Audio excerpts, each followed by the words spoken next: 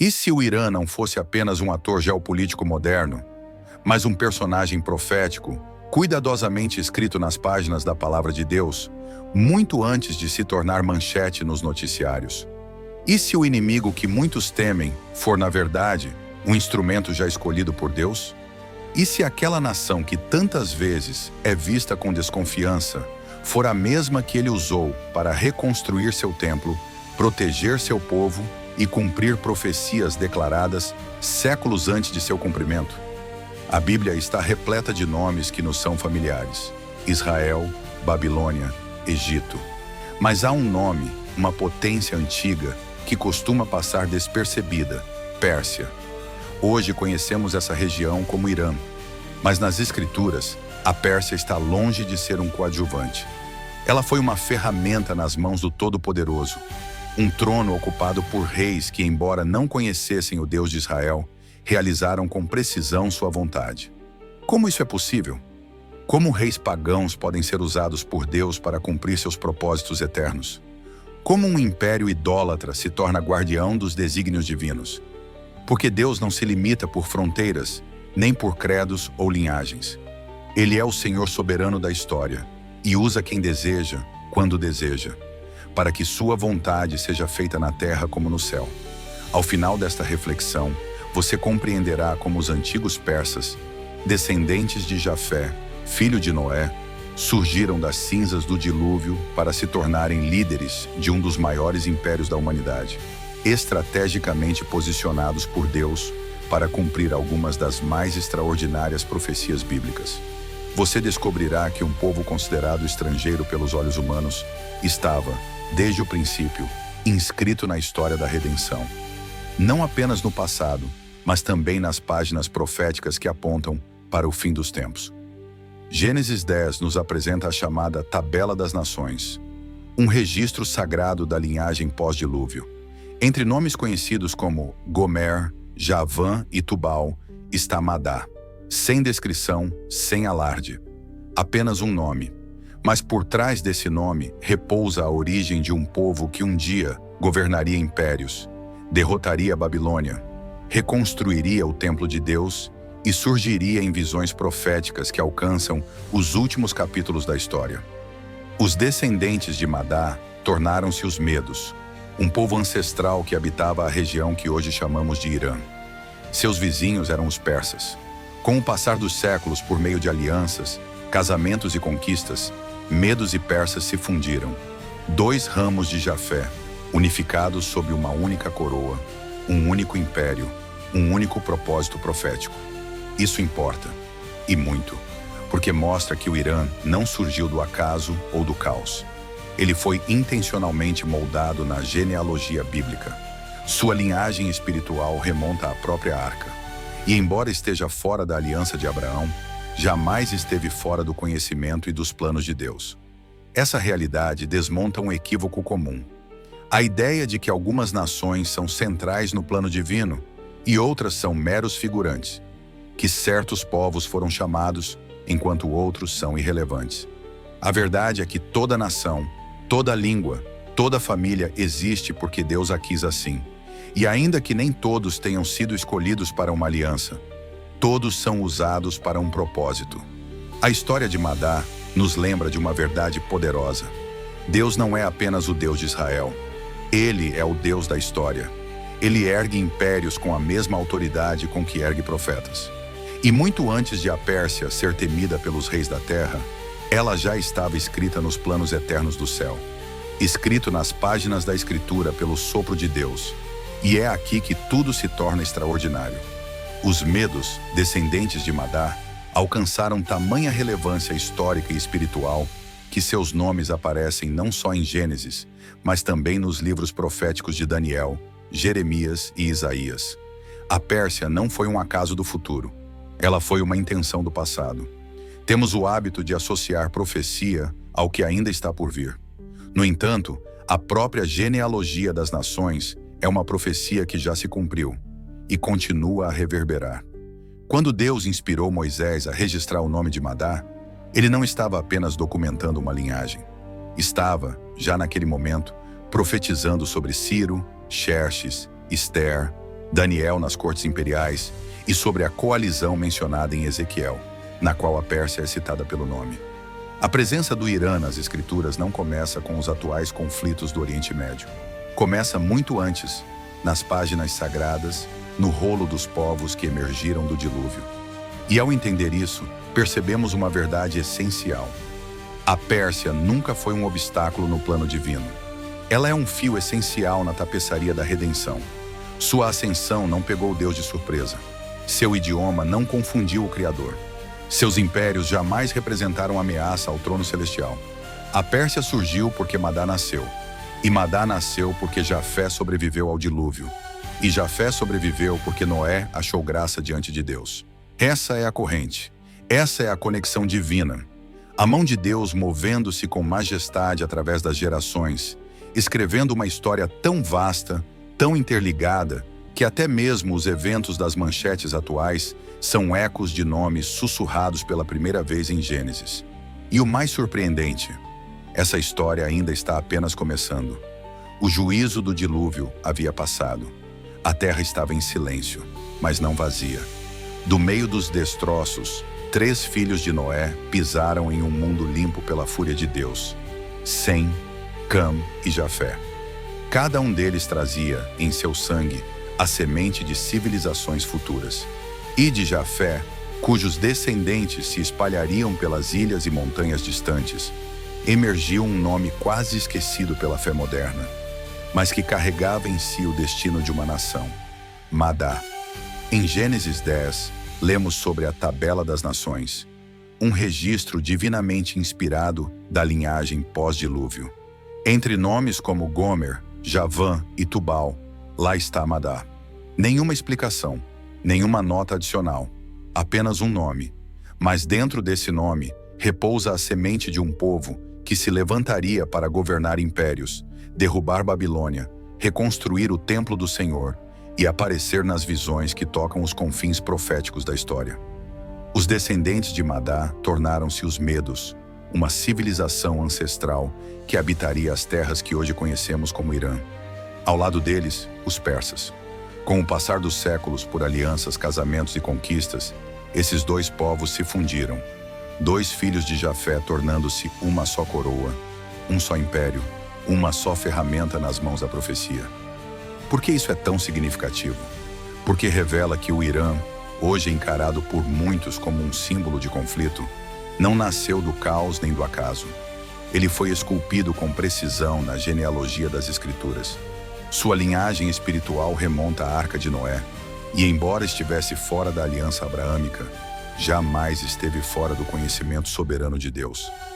Essa verdade desmonta uma ideia profundamente equivocada, de que algumas nações são bíblicas e outras apenas figurantes, de que certos povos foram chamados por Deus, enquanto outros são meros acidentes históricos.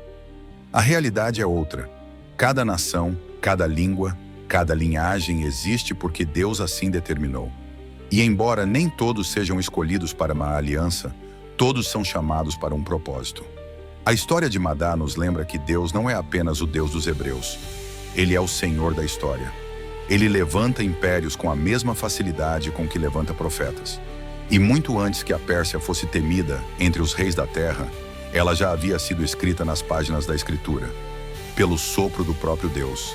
Ciro, Xerxes, Ester, Daniel diante dos reis e uma coalizão profética descrita em Ezequiel, onde a Pérsia é chamada pelo nome. A presença do Irã nas Escrituras não nasce dos conflitos modernos no Oriente Médio. Ela se origina nos rolos sagrados das nações, no próprio registro genealógico escrito pela mão de Deus. Quando enxergamos isso com clareza, tudo muda. A Pérsia não é uma ameaça no plano divino. Ela é um fio de ouro tecido na vasta tapeçaria da redenção. Sua ascensão não surpreendeu Deus. Sua língua não o confundiu. Seus exércitos e impérios jamais desafiaram sua soberania. A Pérsia veio ao mundo porque Madá nasceu. Madá existiu porque Jafé sobreviveu ao dilúvio. E Jafé sobreviveu porque Noé achou graça diante do Senhor. Essa é a corrente sagrada, a conexão divina que atravessa séculos.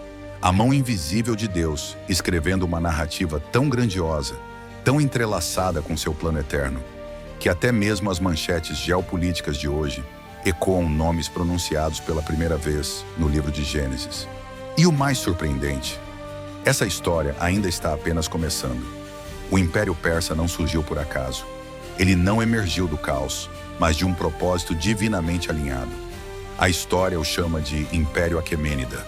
A Escritura o chama de Pérsia. Mas nos céus ele era o cetro nas mãos do Todo-Poderoso, instrumento de juízo, libertação e cumprimento de promessas milenares. Tudo começou com uma aliança. Os medos e os persas, dois povos descendentes da linhagem de Jafé, unindo forças por conquista e por propósito. E dessa união emergiu uma figura que o mundo antigo jamais esqueceria: Ciro o Grande. Mas o que poucos percebem é que, muito antes de Ciro nascer, seu nome já havia sido sussurrado ao ouvido de um profeta. 150 anos antes da ascensão da Pérsia, Isaías, ajoelhado diante do Deus vivo, escreveu: Assim diz o Senhor, o seu Redentor, que o formou desde o ventre. Ele é o meu pastor e realizará tudo o que me agrada. Ele dirá de Jerusalém: será reconstruída, e do templo serão lançados os seus alicerces. Isaías 44, 24, 28. Imagine isso, um rei pagão chamado pelo nome, mais de um século antes de nascer. Mas Deus não parou aí. No capítulo seguinte, Isaías 45, lemos algo ainda mais impactante.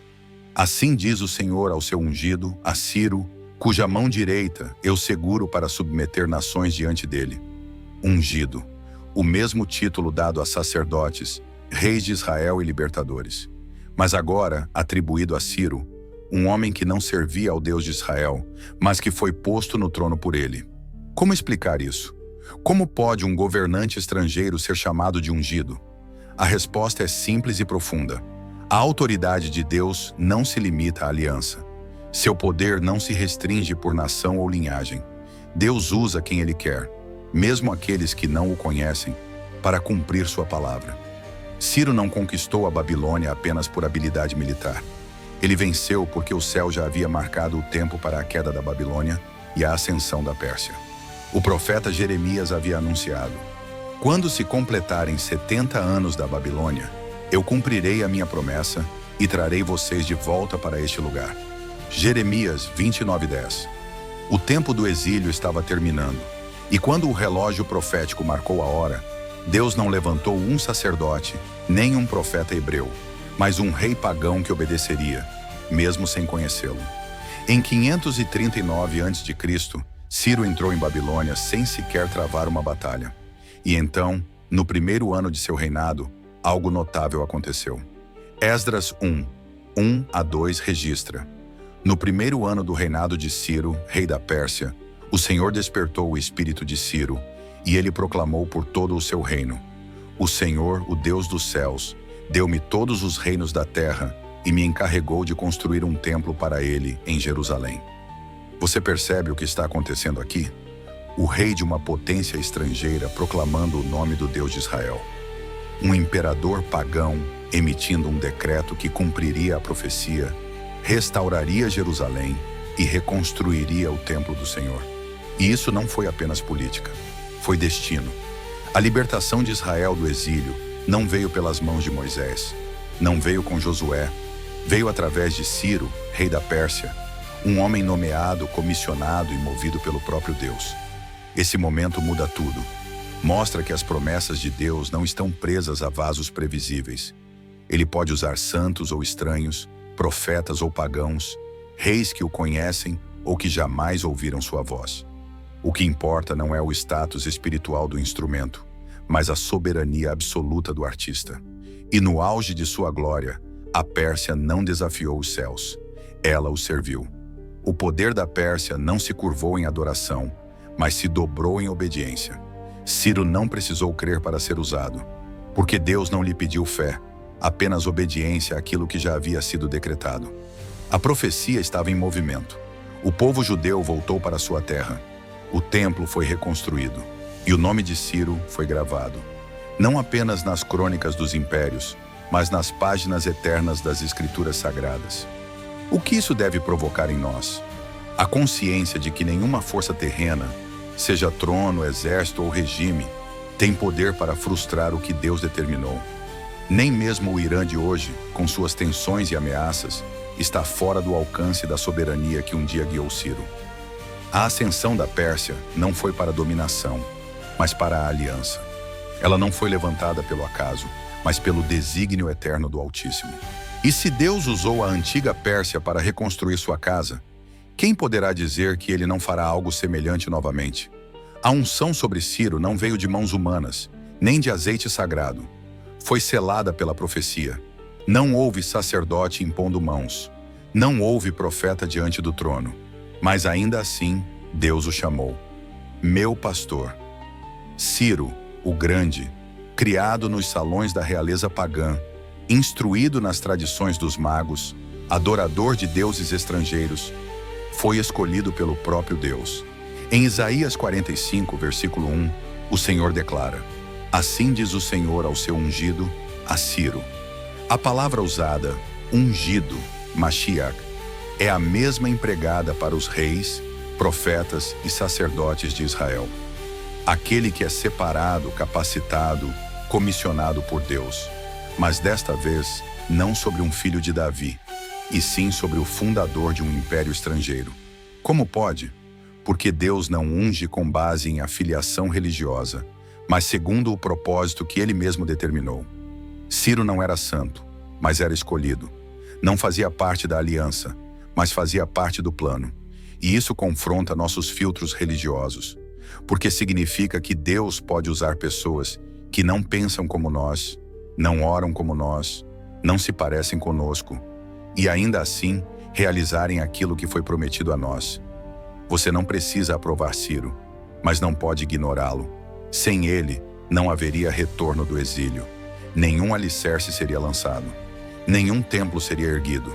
Sem Ciro, não haveria Esdras, nem Neemias, nem muros, nem restauração. Isaías não apenas profetizou seu nome, descreveu sua missão com precisão. Irei adiante de ti, aplanarei montes, quebrarei portas de bronze e romperei trancas de ferro. Dar-te-ei os tesouros escondidos, riquezas guardadas em lugares secretos, para que saibas que eu sou o Senhor, o Deus de Israel, que te chama pelo nome. Isaías 45, 2-3. Deus o abençoaria com vitórias, recursos, domínio. Não porque Ciro merecesse, mas para que reconhecesse quem estava por trás de tudo aquilo. Eu te chamei antes mesmo de você nascer. Eu, o Deus de Israel, te escolhi. Essa é a beleza escandalosa da soberania divina. Deus pode usar um estrangeiro para restaurar uma promessa. Pode levantar um rei pagão para cumprir uma profecia sagrada. Pode ungir um persa para manter sua aliança com Abraão. E se ele fez isso uma vez, por que não faria de novo? E se Deus estiver levantando hoje, entre os povos do Irã, uma nova voz, um novo Ciro, um reformador, um instrumento inesperado, que voltará os olhos do mundo para Jerusalém, mais uma vez? A igreja costuma esperar que Deus haja por avivamento, mas a história mostra que ele age, muitas vezes, por meio de impérios, decretos, reis, até mesmo aqueles que não o conhecem. E isso nos obriga a fazer uma pergunta urgente. Estamos olhando para o Irã como uma ameaça ou como o palco para o próximo ungido de Deus? Não cabe a nós decidir quem Deus vai usar. Nos cabe apenas reconhecer quando ele age e estarmos prontos. Ciro não é apenas uma figura histórica do antigo Irã. Ele é uma profecia viva sobre rendição e soberania. Ele nos lembra que Deus pode levantar, do leste, alguém que você jamais imaginaria, para cumprir algo que você já deixou de esperar. E quando isso acontecer, não resista, não zombe, reconheça. Os ungidos de Deus nem sempre usam mantos religiosos. Às vezes, usam coroas que não compreendemos e falam línguas que não confiamos. Mas sua autoridade não vem dos homens. É escrita nos rolos eternos do céu antes que digam uma única palavra. Não foi um sacerdote, não foi um profeta. Foi um rei persa quem emitiu o decreto para reconstruir a casa do Senhor. O livro de Esdras não começa com uma visão ou milagre. Ele começa com uma proclamação política. No primeiro ano de Ciro, rei da Pérsia, o Senhor despertou o espírito de Ciro, e ele fez uma proclamação por todo o seu reino e também por escrito. Esdras 1:1. Aquilo não foi burocracia persa. Foi o eco de uma promessa feita 70 anos antes. A profecia de Jeremias se cumpriu, não por meio de um profeta, mas por um rei que sequer conhecia o Deus de Israel, mas o obedeceu. Assim diz Ciro, rei da Pérsia: o Senhor, o Deus dos céus, me deu todos os reinos da terra e me encarregou de construir para ele um templo em Jerusalém. Um rei em Suzã falou, e as pedras de Jerusalém começaram a se mover. A poeira se levantou, as ruínas estremeceram, e os exilados choraram, não apenas pela liberdade, mas porque um rei estrangeiro havia obedecido ao seu Deus. Aquele decreto não foi só política, foi autorização divina, cumprimento profético e um lembrete severo da fidelidade de Deus, mesmo diante da falha humana. Israel havia quebrado a aliança, mas Deus nunca quebrou sua palavra. Ele não precisou da fidelidade do povo para cumprir a promessa. Ele só precisou do tempo. E quando os 70 anos se completaram, ele chamou um homem que nem levava seu nome, para restaurar o seu nome sobre a cidade santa. Deixe isso se enraizar em sua alma. Deus pode usar os infiéis para cumprir suas promessas aos fiéis. Pode mover o coração de um rei que adora falsos deuses para realizar o que nem mesmo os sacerdotes conseguiram. E o decreto de Ciro não apenas autorizou o retorno, ele também financiou a restauração. Ordenou a devolução dos utensílios sagrados do templo. Determinou que os tesouros reais custeassem a reconstrução. E reis que vieram depois, como Dário e Artaxerxes, confirmaram e sustentaram essa obra. Imagine isso, Jerusalém sendo restaurada, não com o ouro de Davi, mas com a prata de um império estrangeiro. O templo de Deus sendo reconstruído, não apenas por mãos hebraicas, mas sob a proteção de uma potência pagã. É uma contradição divina, e, no entanto, é exatamente assim que Deus se move. Quando menos se espera, ele surpreende. Hoje, o Irã se apresenta como um opositor declarado, político e espiritual, do povo de Israel. Mas o que tantos esquecem é que essa mesma terra já foi o berço dos reis que ajudaram a restaurar o destino de Israel. Poderia acontecer de novo? Simulation. Porque o Deus de Esdras ainda é o Deus do Irã. O trono persa pode ter mudado de nome, de rosto, de fronteiras. Mas a voz de Deus ainda ressoa por corações, atravessa culturas, supera gerações. O decreto de Ciro nos ensina algo poderoso. Para cumprir um propósito divino, não é necessário haver alinhamento religioso. O que importa é o tempo de Deus. E quando esse tempo chega, ele move céus e terra, impérios e reis, para cumprir o que prometeu. Se Deus fez isso com a Pérsia uma vez, ele pode fazer de novo. É por isso que precisamos manter os olhos atentos. Não apenas sobre os templos que ruem, mas sobre os tronos que estão sendo preparados.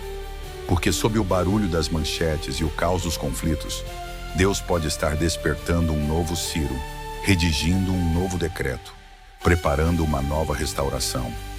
Não porque Israel tenha voltado, mas porque Deus nunca deixou de ser fiel. E se tudo isso soa como profecia, é porque é. Ela não buscou a coroa, não pediu o trono, mas Deus a posicionou no coração de um império pagão, não com espada, mas com sabedoria. Não com milagres visíveis, mas com presença estratégica. Esther, a órfã judia, tornou-se rainha da Pérsia, enquanto nas sombras se tramava o extermínio de seu povo. Ninguém sabia, mas Deus já tinha tudo sob controle. O império era vasto, da Índia até a Etiópia.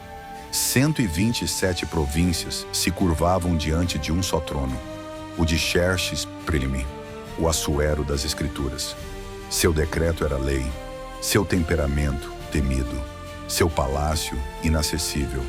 E foi ali, nesse cenário dominado por interesses políticos e tramas ocultas, que Esther foi colocada. Não por acidente, mas por propósito. Enquanto Ramã, o conselheiro real, arquitetava o massacre dos judeus e lançava sortes para escolher o dia da destruição, Deus já havia colocado sua libertadora dentro da corte. Porque às vezes, Deus não levanta exércitos. Ele levanta uma mulher com coragem, alguém de identidade escondida, alguém posicionada no silêncio, alguém que sabe o momento exato de romper com a inércia. E quando fala, o destino muda. O ponto de virada está em Esther 4:14. Mardoqueu a confronta. Quem sabe se não foi exatamente para este tempo que você chegou ao trono? Não era elogio, era um chamado profético.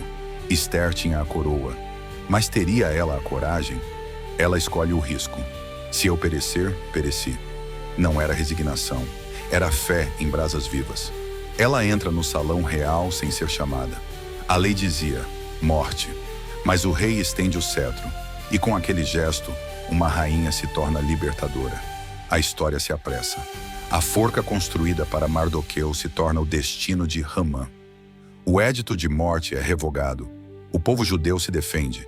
E o império que havia acolhido o decreto da destruição se torna o palco do livramento.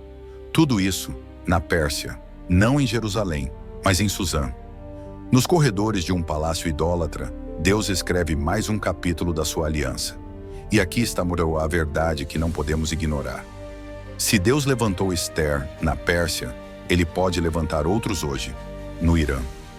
Pode haver agora mesmo homens e mulheres discretos, ocultos, aparentemente sem influência, mas exatamente posicionados para provocar uma reviravolta divina. Você pode olhar para o Irã e ver apenas tensão, conflitos, regimes fechados. Mas o céu pode estar vendo um trono, uma voz e uma contagem regressiva. Esther não é só história, é padrão profético. Deus não precisa abalar impérios. Basta um coração rendido, na hora certa, no lugar certo, com a coragem de obedecer. O curioso, o nome de Deus não aparece uma vez sequer no livro de Esther. E, no entanto, ele está presente em cada detalhe. Está nos silêncios, nos tempos perfeitos, nas noites insones do rei, na ousadia de uma mulher, na reversão dos destinos. Esse é o modo como Deus age na Pérsia. Quando seu nome não é bem-vindo, ele se revela nas ações. Quando seu altar é derrubado, ele levanta uma filha. E quando se emite um decreto de destruição, ele já preparou o resgate. Por isso, não apenas estude a história de Esther. Procure por ela hoje, nas mulheres do Irã, nos exilados que retornam, nas vozes inesperadas que se erguem, porque o Deus que um dia caminhou pelos salões do Império Persa ainda percorre seus corredores. E quando a hora chegar, a coroa será entregue, o risco será assumido e o livramento virá. Não virá do Ocidente, não virá dos exércitos, mas daqueles que foram colocados ali por Deus para um tempo como este. Este é o paradoxo sublime da providência divina. Deus, o Eterno, utiliza impérios pagãos como instrumentos de misericórdia. Enquanto a Babilônia erguia mãos profanas para destruir o templo, a Pérsia o reconstruiu.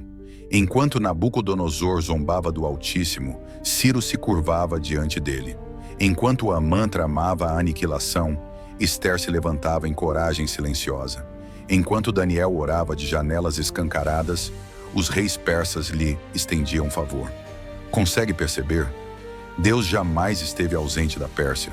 Ele operava, discretamente, mas com precisão, nos salões do palácio, nos éditos reais, nos cofres imperiais, nas engrenagens da política. Não para exaltar a Pérsia, mas para cumprir os propósitos eternos de seu reino. E isso, ao mesmo tempo, nos assombra e consola.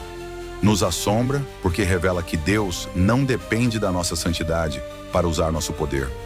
Nos consola porque mostra que nenhum lugar, por mais distante ou corrompido, está fora do alcance de sua mão. O livro de Daniel nos revela isso com precisão desconcertante. Daniel serviu fielmente sob o domínio babilônico. Mas quando a Pérsia assumiu o trono, ele não apenas permaneceu, foi promovido. Assim, Daniel prosperou durante o reinado de Dário e no reinado de Ciro, o persa. Daniel 6:28. 2 reis pagãos, um profeta hebreu. E os propósitos de Deus não foram paralisados, avançaram. Essa é a verdade que precisamos redescobrir. Os servos de Deus podem florescer, mesmo sob governos que não compartilham sua fé, quando a providência divina está operando. Hoje, muitos temem o destino da igreja sob governos ímpios. Mas olhe para a Pérsia. Os judeus não sentavam no trono, mas tinham o favor da realeza. Não empunhavam o cetro, mas guardavam os rolos da promessa. Deus não exige que o mundo o adore para guiá-lo ao cumprimento de sua vontade. Ele agiu na Pérsia, não por causa de sua justiça, mas por causa de sua disposição. Disposição para acolher um decreto profético. Disposição para financiar a reconstrução da Cidade Santa. Disposição para erguer uma mulher de valor. Disposição para cooperar com o cumprimento da palavra. É esse tipo de prontidão que devemos cultivar, inclusive hoje. Talvez ao olhar para o Irã contemporâneo, você se pergunte: como Deus poderia se mover ali? A resposta é a mesma. Ele pode. E ele já está. Deus transpassa a idolatria, infiltra seus justos nos palácios, posiciona profetas nas cortes estrangeiras, e ele fará isso outra vez. A antiga Pérsia não era justa, mas era governada. Não por ídolos, mas pela providência invisível e irresistível do Deus vivo. Por isso, quando você observar a dança dos tronos e a queda das nações, lembre-se, Deus não está alarmado, não está recuando. Ele ainda reina, soberano sobre cada império, até sobre os que o rejeitam. E num momento marcado, o que hoje parece poder sem Deus pode se tornar o próximo decreto vindo diretamente dele. Daniel, o profeta do exílio, sobreviveu a impérios. Serviu Nabucodonosor, Belchazar, Dário e Ciro. Mas acima de tudo servia a Deus. E Deus lhe deu visões, não devaneios humanos, mas janelas abertas para a da eternidade. Estátuas, feras, reinos em marcha. E no centro de tudo, lá estava a Pérsia. Em Daniel 2, uma estátua, cabeça de ouro, Babilônia, peito de prata, Pérsia, ventre de bronze, Grécia, pernas de ferro, Roma. 4 impérios, 4 estações da história. E Daniel, movido pelo Espírito, revela: depois de você surgirá outro reino, inferior ao seu. Daniel 2,39. A prata, Pérsia. Não um acidente, mas um elo essencial no plano soberano. Em Daniel 7, os reinos surgem como feras. A segunda, um urso, levantado de um lado com 3 costelas na boca. A média Pérsia, 2 reinos fundidos, um predominando. Em Daniel 8, um carneiro com 2 chifres, um mais alto, mais recente, investe contra todos. Então vem o bode. Grécia, veloz, devastador, com um só grande chifre. Alexandre, o Grande. Ele despedaça o carneiro. O próprio Gabriel interpreta: o carneiro com 2 chifres é o reino da Média e da Pérsia. O bode é o rei da Grécia. Daniel 8:20 a 21, sem metáforas vagas. Deus nomeia os reinos, prevê suas conquistas, delimita seus dias. E a história, humildemente, confirma a Pérsia, em seu auge. Dominava vastos territórios, financiava a reconstrução do templo, protegia o povo judeu, cumpria as palavras dos profetas. Mas ela não durou, porque o calendário de Deus já marcava a sua queda, e o bode veio. Essa é a lição. O poder não é eterno, quando depende do tempo de Deus. A Pérsia foi erguida por ele, e por ele foi derrubada. Isso importa? Muito. Porque o Irã de hoje, herdeiro da Pérsia, ainda respira essa ambição imperial. Ainda ecoa os nomes de Ciro, Dário e Xerxes. Mas também precisa lembrar, a profecia já seguiu adiante. A queda também está escrita. E o povo de Deus está guardado, porque a providência ainda conduz, mesmo em meio às feras. Daniel não viu apenas o passado, ele viu o futuro, e viu mais. Um reino que não seria construído por mãos humanas, que esmagaria todas as bestas, todos os impérios, e encheria toda a terra. Pérsia, Grécia, Roma, todos são apenas degraus. A escada não termina neles. Mas não para aí. Lembre-se dos magos do Oriente, os sábios da antiga Pérsia. Eles não vieram com espadas, vieram com adoração, ouro, incenso, mirra, símbolo de reconhecimento e rendição. Quem eram? Magos persas, estudiosos das estrelas, conselheiros reais, mas algo lhes havia sido plantado. a promessa de um rei, um salvador. Como souberam? Talvez por Daniel, o mesmo que fora posto sobre os sábios da Babilônia. Talvez ele tenha lhes revelado os 70 tempos. Talvez eles tenham guardado o conhecimento, geração após geração. E quando a estrela surgiu, não seguiram um presságio, seguiram uma profecia. Onde está o rei dos judeus que acaba de nascer? Mateus 2. Você percebe? A Pérsia não foi apenas usada para reconstruir um templo. Foi usada para reconhecer o próprio Cristo. Antes que Roma o proclamasse, antes da cruz, antes das multidões, foram os persas que o buscaram e se prostraram. Não é coincidência, é continuidade. A Pérsia não é um capítulo encerrado. É um fio dourado na tapeçaria da redenção, usada por Deus para libertar seu povo e depois para anunciar seu Filho ao mundo. E isso nos confronta. Enquanto os líderes religiosos de Jerusalém ignoravam o nascimento do Messias, homens vindos do Oriente, pagãos, estrangeiros, caminhavam por desertos guiados por uma estrela, só para adorá-lo. Eles tramaram matá-lo, mas foram os persas que o honraram. Eram estrangeiros, pagãos, adoradores de estrelas. Agora, inclinavam-se diante da estrela da manhã. É assim que Deus escreve profecia, não apenas com palavras sobre o que virá, mas com personagens improváveis, um rei pagão, uma rainha escondida e sábios estrangeiros ajoelhados diante de um bebê em uma manjedoura. A história da Pérsia encontra seu ponto mais alto, não em batalhas ou impérios, mas em um berço. E talvez essa seja a lição mais poderosa. Até os inimigos de Israel podem se tornar os anunciadores da esperança de Israel. Então, quando olhar para o Irã hoje, lembre-se, houve um tempo em que eles trouxeram ouro aos pés de Jesus. As sementes que Daniel plantou ainda florescem em solos improváveis. Os magos podem ter partido, mas a história da Pérsia se curvando diante de Cristo ainda não terminou. Os ventos estão mudando, os nomes são antigos, as alianças profetizadas. Ezequiel 38 começa com um som distante de guerra. Veio a mim a palavra do Senhor. Filho do homem, volta o rosto contra Gog, da terra de Magog, e profetiza contra ele. E no meio dessa acusação divina, um nome ressurge: Pérsia. Não como símbolo, não como metáfora, mas como uma nação real, registrada nas Escrituras com precisão assombrosa. Muito além de Ciro, muito depois dos magos, após o templo ser reconstruído e os rolos selados, Deus ainda menciona a Pérsia, mas agora não como agente de restauração, e sim como adversária. Ezequiel vê uma guerra futura, uma aliança poderosa do norte, uma confederação de nações contra Israel. Gog, o líder, Magog, o território, e entre elas, Pérsia, Cuxi, Puti, Gomer e Bet-Togarma, nações do norte, do oriente, da África e da Ásia. E lá está Pérsia, o Irã moderno, citado sem sombra ou código. Não é uma ilustração, é um mapa, profecia geopolítica escrita com a tinta do céu, muito antes dessas nações sequer existirem como tal. E isso nos traz uma revelação ao mesmo tempo aterradora e consoladora.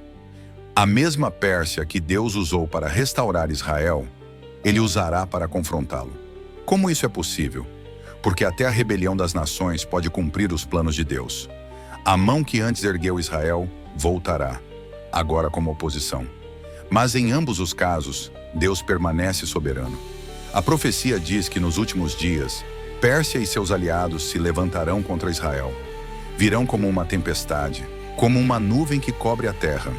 E Deus declara: trarei você contra a minha terra, para que as nações me conheçam, quando eu for santificado por meio de você, diante dos seus olhos. Ezequiel 38:16. Eles virão para conquistar, mas Deus virá para se revelar. Não será um combate de forças iguais, será uma demonstração divina. Deus intervirá pessoalmente. Terremotos, fogo, granizo, confusão. Os exércitos de Gog serão esmagados, seus armamentos queimados, seus nomes esquecidos. Pérsia não vencerá, mas participará. E é aí que muitos se assustam. Assistem ao Irã desenvolver armamentos, ameaçar Israel, formar alianças com regimes hostis, e entram em pânico. Mas o chamado de Ezequiel é outro, não pânico, mas preparação. Não medo, mas fé. Porque essa batalha não será sobre o triunfo da Pérsia, mas sobre a glória de Deus. Em Ezequiel 39, 7, ele diz: farei conhecido o meu santo nome no meio do meu povo Israel, e nunca mais permitirei que o profanem. Não se trata de geopolítica, se trata de santidade. Até a rebeldia das nações servirá para revelar o nome de Deus. Assim, Pérsia retorna, não como Ciro, não como libertadora, mas como peça num tabuleiro escatológico. E Deus continua no comando. Ele a trará ao conflito, não para exaltá-la, mas para vencê-la. Você percebe a profundidade da soberania de Deus? Ele usou a Pérsia para edificar, e a usará para disciplinar. Em ambos os casos, os propósitos dele se cumprem. Esta é a Pérsia de Ezequiel, este é o Irã de amanhã.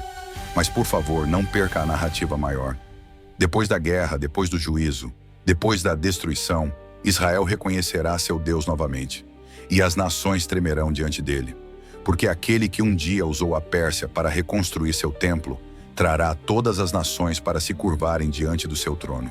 Então, assista às manchetes, mas leia Ezequiel em voz mais alta. O Irã se levantará sim, mas para ser julgado. A Pérsia pode traçar planos de guerra, mas Deus já escreveu o desfecho.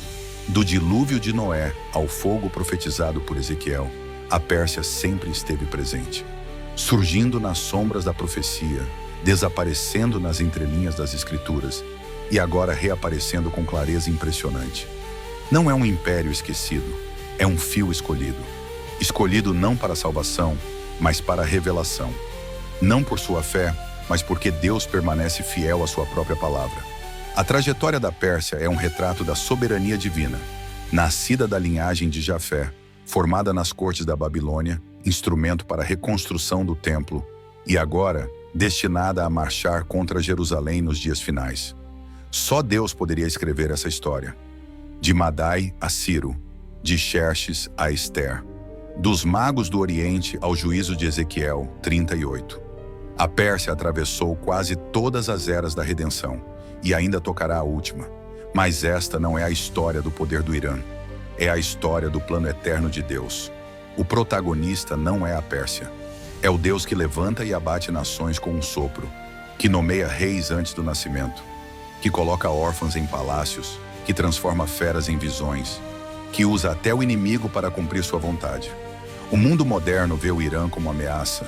A Bíblia o vê como servo por decreto, usado uma vez para restaurar, usado novamente para testar, mas sempre, sempre sob o controle absoluto de Deus.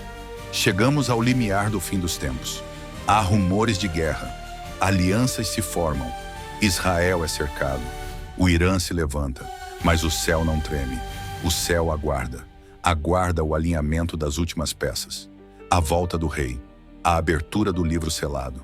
E você, como escolherá observar? Verá apenas o medo ou perceberá as impressões digitais da profecia? Verá a Pérsia como inimiga ou como prova de que Deus ainda escreve a história com nações e destinos? E mais importante, você se renderá? Se Deus usou um império pagão para cumprir promessas eternas, o que ele poderá fazer com uma vida totalmente entregue? Uma voz ousada em tempos de silêncio, um coração fiel em tempos de medo. Os persas não sabiam o que cumpriam, mas você sabe, agora é a hora de alinhar-se. Não com ideologias, não com temores, mas com a soberania inabalável do Deus Altíssimo. Curvem-se agora antes que a terra comece a estremecer. Oremos, ó Deus soberano, Rei das nações, Juiz dos tronos, tememos e reverenciamos teu poder eterno, que atravessa os séculos e governa sobre toda a fronteira. Tu nomeias reis antes que respirem, ergues reinos e os destróis com um sopro.